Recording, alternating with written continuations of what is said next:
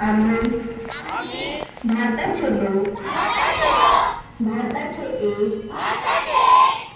सार्वभौम समाजवादी धर्मनिरपेक्ष लोकशाही गणराज्य घडविण्याचा व त्याच्या सर्व नागरिकात सामाजिक आर्थिक व राजनैतिक न्याय विचार अभिव्यक्ती विश्वास श्रद्धा व उपासना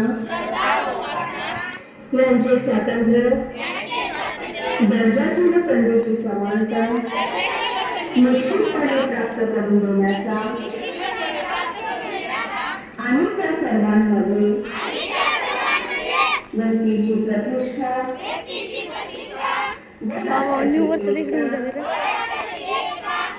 आणि एकात्मता यांचे आश्वासन देणारी बंधुता अवलंबित करण्याचा संकल्पपूर्वक निर्धार करून आमच्या संविधान सभेत आज दिनांक 26 नोव्हेंबर 1949 रोजी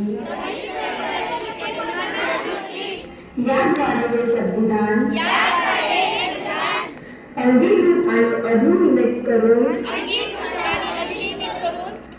स्वतंत्र अर्पण करीत आहोत.